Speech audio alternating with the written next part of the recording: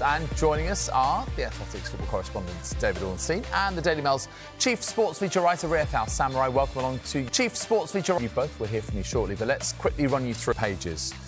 So The Guardian lead their sport back page with the tennis story. The headline is "Tennis is broken. Djokovic's player union launches legal action against tours." But they also talk about England. Dan Burn inspired by Tuchel's England vision to secure glory. And we had an interview with Mauricio Pochettino, the USA head coach, also reflected in the papers here. Trump likes to put pressure on, says USA coach. To the Express, you lead with the headline, "Reach for the stars, Tuchel, time to spruce up the famous shirt." So, yes, Thomas Tuchel telling his players to put another star on the jersey. They're also running the quotes from Mauricio Pochettino, who said that he has unfinished business with Tottenham Hotspur. Back page of The Sun, man of the moment Dan Burn also features there. "I'd love another cup." Burn ended Toon wait, now for Lions. Of course, after Newcastle ended a 70-year wait for a domestic trophy. The Sun also carried the Manchester United season ticket story as fans continue to criticise the price rises for pensioners. On the inside pages of the Telegraph Sports section, a Mauricio Pochettino interview with the headline, "Trump will put pressure on me to win World Cup." Top right, that Women's Champions League story. Fury at disgraceful pitch as Arsenal toil, yes, losing 2-0 to Real Madrid in their quarter-final first leg. And a story we've been covering, Jean-Philippe Mateta has been discussing the extent of his horrific ear injury following that horror challenge from the Millwall goalkeeper Liam Roberts. And in the Eye, Chelsea consider paying United to return Sancho. And they've also got an image of Dan Burn. Dan's in dreamland, and Back to Work Toon wants new share contract, so a new deal for Fabian Schär.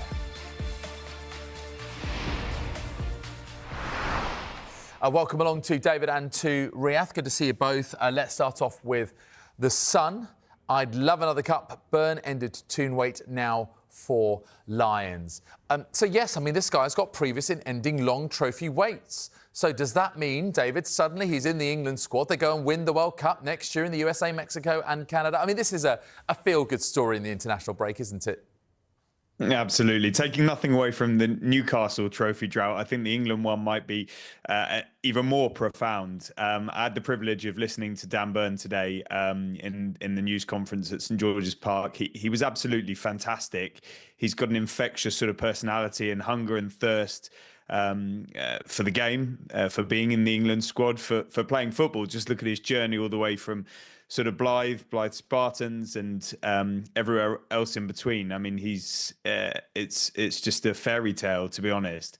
And yet the way he spoke was like that of a real leader who can add something very important to this England squad in terms of character. And you'll see on the back pages and on the inside reads as well how he spoke about Thomas Tuchel's opening address to the squad last night, and even referring to US sport in the way they're trying to build a brotherhood and camaraderie, high fives and picking teammates up off the ground and being vocal in meetings. And Dan Burn is somebody who I think will tick all of those boxes. He'll be great for the dressing room, but also can play a real role on the pitch. And I think we'll see him in action over this international break.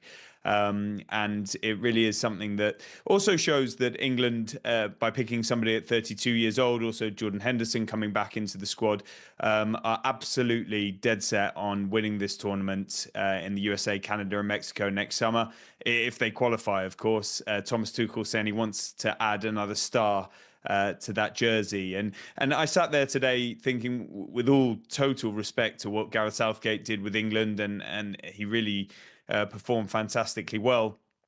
You know, perhaps he sort of overachieved, given if you think back to when he got the job, he didn't have a great record in managerial capacities, whereas Thomas Tuchel really does. He's been brought in to finish this job, to do what he's done elsewhere and win. He's a Champions League winner, and England will hope that he becomes a World Cup winner too. And now with the likes of Dan Burn, there was a real good feeling around the camp today. It's early days, but I think it bodes quite well. Yeah, I mean, that Champions League win was taking over mid-season from Frank Lampard, wasn't it? So in a way, it's a similar sort of scenario in that, you know, this is, you know, perhaps not what you'd normally like an England managed to take over ahead of a World Cup. But here we are, and that's, the next 18 months that lie ahead of us. But in terms of the close to home, the World Cup qualifiers, Riyadh, and Dan Burn, do you expect him to potentially even start against Albania on Friday? Yeah, I can see it. I think he's in there on merit. I thought he was a fine player at Brighton. I think he's improved a lot at Newcastle. I think that kind of feeds into conversations we've been having the last few days about Eddie Howe's quality as a coach. And I kind of touching on the point David was making a moment ago. It's just really nice to see someone who's absolutely thrilled to be there. He's not come in and sort of dressed it up under some kind of casual cool. It has been this amazing journey for him to get to this point via sort of Leeds Spartans, by Darlington. I think I was reading somewhere that he worked in Asda once upon a time, and here he is at 32 years old in his first England squad in the same week that he's played a big role in winning a cup final. Now, look, the question for whether or not he gets a start, I think one of the major factors in his favour, it's not a great era of England centre halves. I'd expect, looking at the players available, I'd see sort of Gay as probably the guarantee. He's been starting most games lately, and then I'd see it as a shootout between Burn and Colwill, really, for the sort of slot on the left hand side of centre half. So I think he's got an excellent chance of starting, but we can talk about this lovely road to get to this point. But he's truly in there on merit. He's been a fantastic player for Newcastle. And I don't think, at the risk of sounding like a dinosaur, I don't think it ever hurts to have a 6'7" centre half. The man is an absolute colossus, and he's also very good with the ball at his feet. I think he's one of those elements of this squad that I'm most intrigued to see how he gets on at the level. And I don't also want to make the mistake of saying Albania and Latvia are the world's most challenging games. So maybe we take the forthcoming fixtures not with a pinch of salt. They are World Cup qualifiers, but we're not going to be handing out the sort of Ballon d'Or on the basis of what happens in this international break. Let me stick with you, Riyadh, and your paper, the Daily Mail. Don't hold back.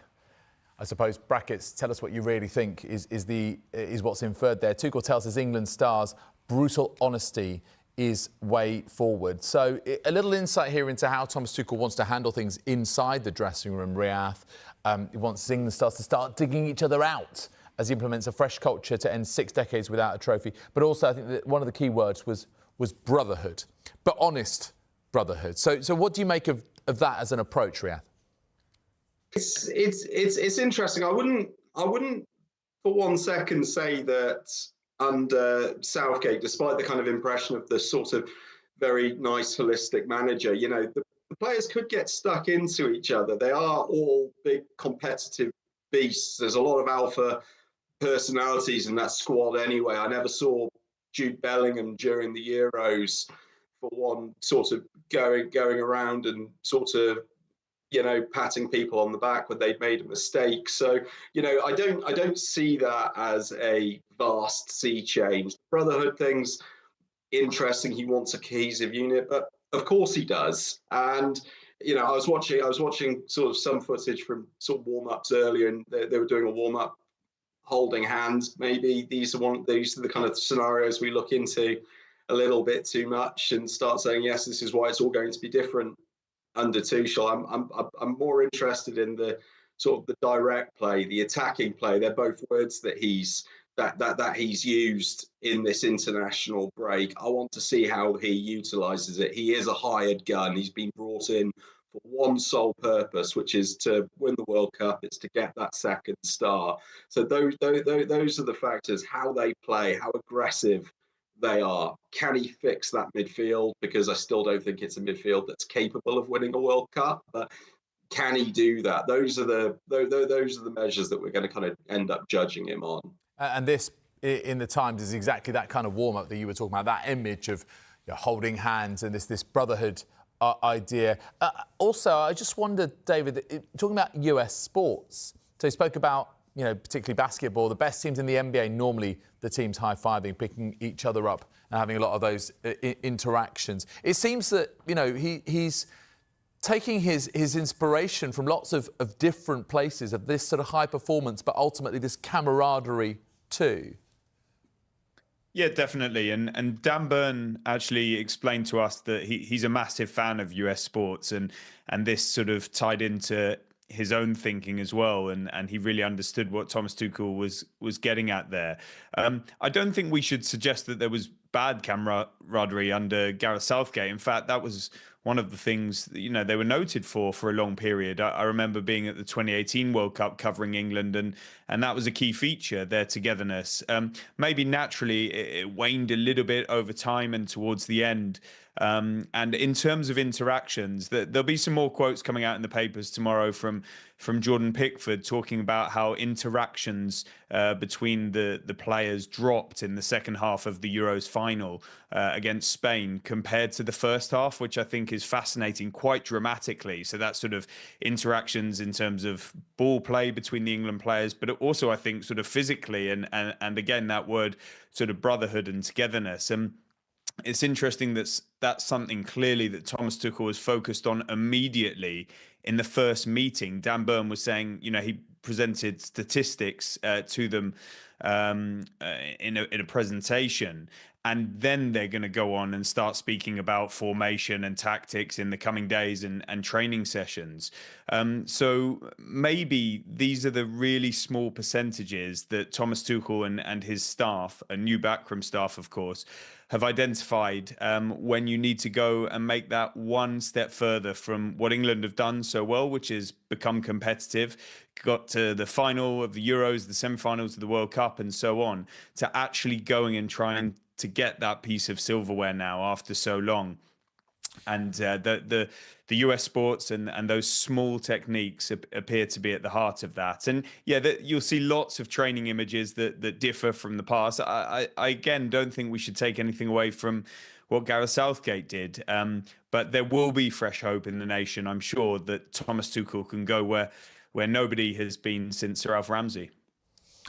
Let's talk a little bit about Jean-Philippe Mateta, the Crystal Palace forward, speaking for the first time since that horror challenge in Palace's FA Cup tie against Millwall from the Millwall goalkeeper, Liam Roberts.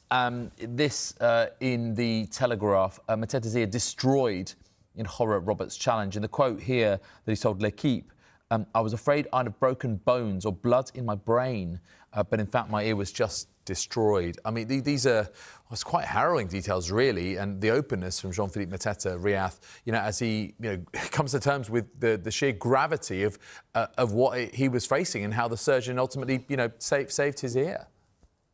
It was an absolutely horrific challenge from Liam Roberts. I mean, the other part of the interview, of course, is Mateta's not holding a grudge, and kind of good on him. I'd also say he's very generous in his spirit with that. I know Liam Roberts has had a lot of abuse, and unfortunately that's sort of just an association of the game currently, or has been for a long time. But it was an awful tackle. Mateta's sort of done his piece to sort of absolve him. Yeah, it was a crazy challenge, but it wasn't on purpose. That's all correct. But we shouldn't sort of forget the outcome of it, which I've read sort of differing estimates on the number of stitches, anywhere between 25 and 35 stitches. It truly was an appalling challenge, and I'd say Roberts certainly earned the ban that he's got for it. Yes, and Mateta will require a mask, it says here in Jeremy Wilson's piece, to protect his ear if he does return in time for Palace's FA Cup quarter-final against Fulham on Saturday week. All right, for the moment, thank you very much indeed, David and Riyadh. We'll take a quick break. When we come back, we'll look at more of these sports stories in the morning's newspapers, including this in the Express. Napoli in hunt for Rasmus Højlund. Stay with us. The Daily Mail's chief sports feature writer, Riyadh Samurai. OK. Let's go to The Sun. United ticket shame. It is there in the top right-hand corner. So the story here is the increase in ticket prices, whereas other Premier League clubs are actually freezing their ticket prices. Is this just yet another indictment of the Ineos and Sir Jim Ratcliffe era at Old Trafford? What do you make of it, Riath? Yeah, I think indictment's probably a decent word. It's an interesting timing as well. He's obviously Jim Ratcliffe's just come out and given a raft of interviews. You know, I'd probably be inclined to call it a hearts and minds mission. How successful it was, we can probably, that's in the eye of the beholder. But he's hiking the prices. I think the reference in that story is to tickets for sort of people of sort of pensioner age. It's not at all gone down well. It's going to look more like more penny pinching at Manchester United, and that really.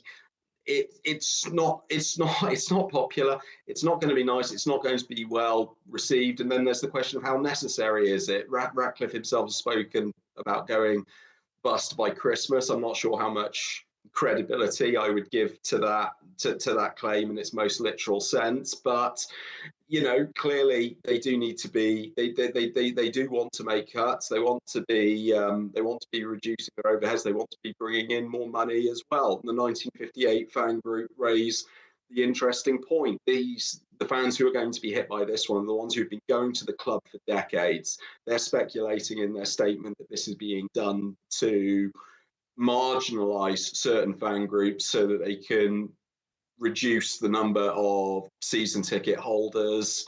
It plays to the idea that they want more of that kind of casual football tourist, perhaps, coming into the ground. There's certainly been a bit of a vogue for that elsewhere as well.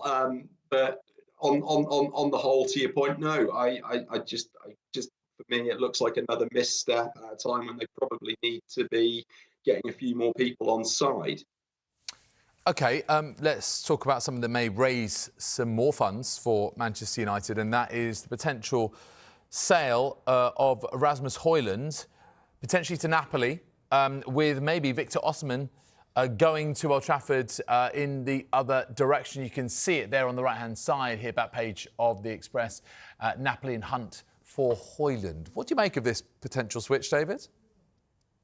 Well, it's certainly an interesting proposition. I'm not sure how realistic it is. Manchester United spent, £70+ million on Rasmus Højlund. He's young. He's just actually found the back of the net after a long drought against Leicester. And my presumption is they'll be wanting to build with him rather than bringing in a much older striker in what would be a complicated deal. I'm sure I do expect Victor Osimhen to be on the move, given that Napoli let him go to Galatasaray and the future is really uncertain for him there. And Manchester United have been linked, but I'm not sure how realistic it is that Manchester United would let go of Rasmus Højlund. I mean, he is one who would raise some funds, but he would not produce profit on the book value that he represents. So I think it's more likely that United raise funds from elsewhere, as attractive a deal as that might sound for transfer lovers. Well, what about, David, the notion that Manchester United could get Jadon Sancho back and also a bit of cash as part of it, as Chelsea try and buy their way out of their obligation to buy Sancho? Here in the eye, £25 million obligation to make the deal permanent at the end of the season because he's currently on loan. Should Chelsea finish above 14th in the Premier League? Yeah, it's quite well documented. It was reported first, I think, by Chris Wheeler in the Daily Mail a week or so ago, and I've reported on it as well, that there is a clause that would allow Chelsea to pay a penalty, essentially, that would see that obligation to buy not taken up and Jadon Sancho returned to Manchester United. But we don't know of Chelsea intending to use that. The intention of the obligation was to buy him. And so perhaps they still want to go through with that. Let's remember that Jadon Sancho would also have to agree personal terms to join Chelsea permanently, which we don't know to have happened yet. So there's uncertainty around this. As things stand, you expect, Chelsea to experience him coming into form at the end of the season and go through with that deal. But it is open a little bit. He could return. He could move elsewhere entirely, and that could be one of the many fascinating plot lines in the next couple of months. OK, let's try and pick up the pace. We rattle through a few more stories before we finish. In the Telegraph, well, we've had our exclusive interview, TV exclusive with Mauricio Pochettino, and they're covering it in the papers as well. Could potentially return to Tottenham, says he has unfinished business. What do you make of that prospect of Pochettino back at his old ground? What do you think, Riyadh? Yeah, I mean, I was having a conversation with someone earlier today about Warren Gatland and the perils of going back. Obviously, what happened with Welsh rugby. But you look, Pochettino, what in his favour there is he has retained this very good relationship with Daniel Levy. He's incredibly popular at the club. You know, everyone remembers the Champions League final. He had 5 great years there. He oversaw the move into the new stadium. So, you know, I instinctively go against the idea that he should go back, but with him and Tottenham, that unfinished business that he alludes to, you know, it's a very nice romantic idea that he can go back and he can pick up this trophy that the club needs, that he wants. I think in the short term, he's got to be more concerned about working under Donald Trump and whatever else he's going to come out with in the year before the World Cup. He's got pressing business to deal with. Yeah. Let's talk a little bit about Arsenal and their women's team playing in the Champions League against Real Madrid, David, on a terrible pitch. Called it a disgrace, did Ian Wright on Instagram during this game. I mean, is this one of these things that, you know, you just think, you know, Champions League quarter-final, this has got to be right. You've got to play on the right kind of surface, and it wasn't at the Alfredo Di Stefano Stadium. It was appalling, and if you look at the kit of many of the players, it's covered in mud. They had to change their strips, and it's not fit for purpose. That they should be playing on the Bernabeu, really, and that doesn't even seem to be a consideration for Real Madrid, the richest club in world football. It's pretty depressing, actually, and disrespectful. Comes off the back of the Conti Cup final at Pride Park, that was also an appalling pitch, and it goes to underline the sort of inequality still and the strides that need to be made up between women's and men's football, and it caused Arsenal problems. Clearly, that they'll have a second leg to try and turn it around, but and that will be at the Emirates Stadium. So Arsenal allowing their pitch to be used, but clearly that's not the case across the board, and it's not really acceptable. Uphill battle for Arsenal in that second leg. OK, we'll leave it there. Thank you very much indeed, David. Thank you very much indeed, Riyadh.